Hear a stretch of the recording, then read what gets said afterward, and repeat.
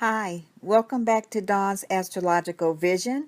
Stand by for a Capricorn Sun sign and rising July 2015 general forecast.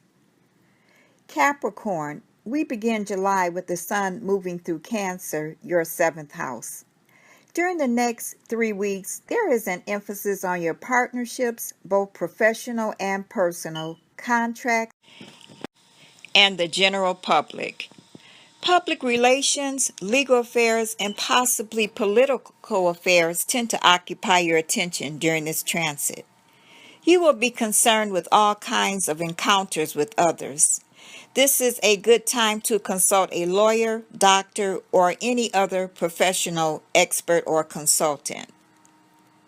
The Sun makes its annual opposition to Pluto on the 6th, and it would be wise to resist any temptation to manipulate others by passive resistance on this day. But yielding without compromising your own integrity will work better. On the other hand, you could encounter someone who tries to dominate you. If your goals are for the benefit of all concerned, you can advance your own command with dignity. These issues may revolve around partnership issues, contracts, buying and selling of goods, and settlements with others. The Sun moves into the 8th house on the 22nd, the sign of Leo. There may be more involvement with matters surrounding joint resources. This includes investments, insurance, inheritance, and even intimate relationships. In marriage or partnerships, you may want to control the finances during this time. Taxes, loans, or insurance matters may need to be handled at this time. Venus is in the sign of Leo, your 8th house, on the 1st and conjoins Jupiter. Jupiter has been in your 8th house for a year and will move into the sign of Virgo on the 11th of August. With both Venus and Jupiter there in your 8th house, business opportunities may arise through social interactions.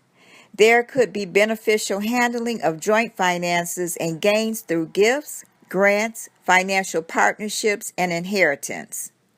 Venus leaves Leo and moves into the sign of Virgo on the 18th and slows down and goes retrograde on July 25th. On the 31st, Venus wraps up its short stay in Virgo and re-enters Leo, where it serves out the rest of the retrograde period. This move turns up the drama levels as it brings the number of planets in Leo to 4. Venus retrograde is a time to come to a full stop if you're looking for a wedding date between July 25th and September 6th. Venus retrograde could be a deal breaker for getting married. Because Venus governs marriages, no one should tie the knot when the goddess of love is stuck in the past. Venus spends the entire 6-week retrograde period stalled in Leo. This is a time when relationship or money problems could get dramatic. The new moon is in the sign of Cancer on the 13th. This is your 7th house and is the start of a fertile 2-week period that is good for marriage, partnerships, contracts, and even relationships with opponents. Loved ones and partners are much more important to you than usual. These relationships provide you with a feeling of security and support. Negotiations are highlighted during the next couple of weeks. It's a favorable time to begin new relationships or to redefine existing ones. There are 2 full moons this month, Capricorn. The first one is in your sign, which falls in your 1st house on the 1st. Over the next couple of days, you will be more emotionally in tune with your immediate environment, and that environment affects your feelings. Your moods and feelings will be obvious to others, whether or not you want them to be. If possible, try to avoid letting the immediate environment affect your emotional well-being. The last full moon is in the sign of Aquarius, your 2nd house. On the 31st and a few days before and after, money and security are important to your emotional well-being.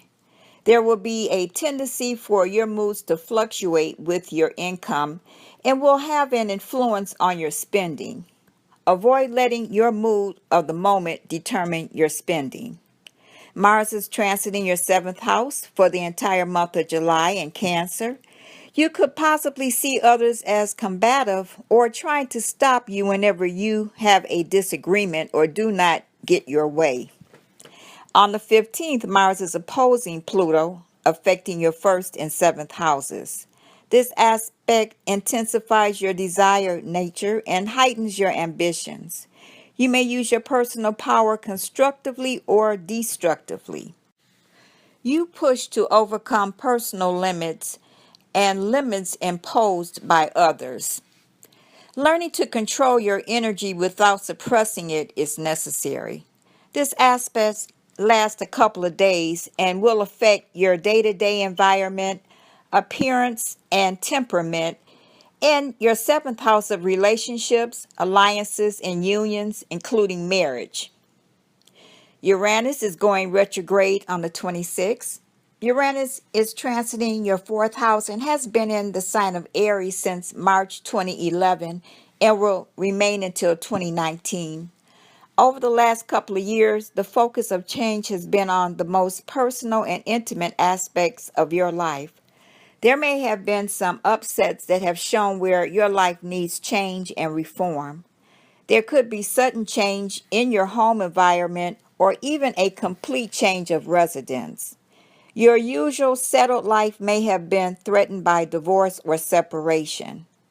To benefit from this aspect, you must be willing to become more flexible and to encounter new ideas in your most personal world. Old ties with the past may be broken, which can give you a feeling that you have lost your roots. If your living condition has been unsatisfactory in any way, you will probably change them now. Your lucky days, Capricorn, for the month are the 2nd, 3rd, 10th, 11th, 19th, and 20th.